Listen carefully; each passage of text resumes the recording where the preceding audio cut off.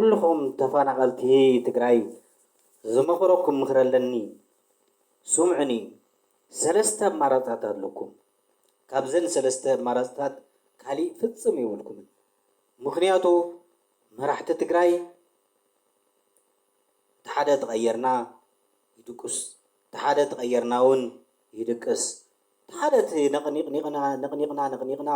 እንተቀየርናየውን በቃ ካው ዝኸፈየ ደቃስ ኮይኑ ንህዝቡ ሓበሬታ ይውሉ ከምዚ ንግበር ዝበሃል ኢንፎርሜሽን ይሕልፍ ጻት ረጥ ኢሉ ሕዝውን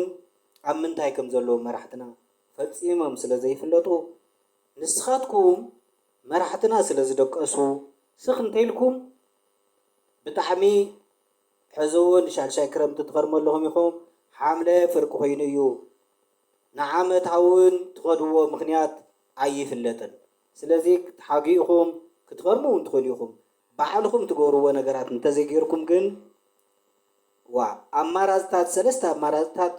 ከቕምጠልኩም እየ ኣነ ብዝመሰለኒ እቲ ሓንቲ ኩልኩም ተፈናቀልቲ ኩልኩም ሰላማዊ ሰልፊ ሆይልኩም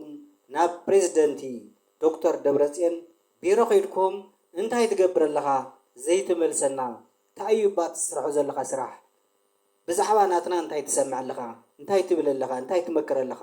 ስለዚ ዓድና ትመልሰና ዲኻ ኣይትመልሰናን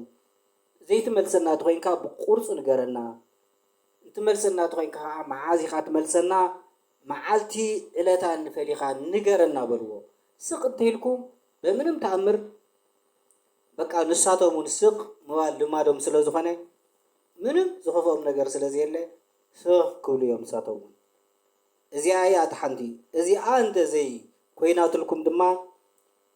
እታ ካልአይቲ ደቂ ሃገር ደቂ ዜጋ ስለ ዝኾንኩም ሰብ ናይ መንበሪ ገዛ ንኽረክብ መሰሉ ስለ ዝኾነ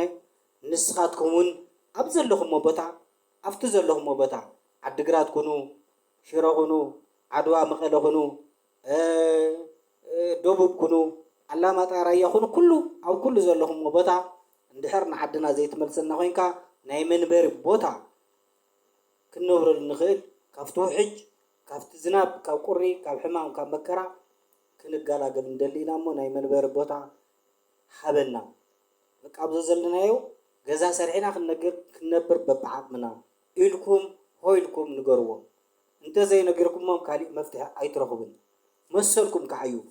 ደቂ ዜጋ ስለ ዝኾንኩም ከም ማንም ሰብ መሬት ንኽትረኽቡ ትኽእሉ ኢኹም እዚኣ እንተዘይኮይናውን እዚኣ እንተዘይኮይናውን ኣብ ዘለኹም ቦታ ብዝደለኹም ዘርፊ ስራሕ ብዝደለኹም ዘርፊ ስራሕ በቃ ብትኽእልዎ መንገዲ ናይ ስራሕ ቦታ መሸቀጢ ዝኸውን ቦታ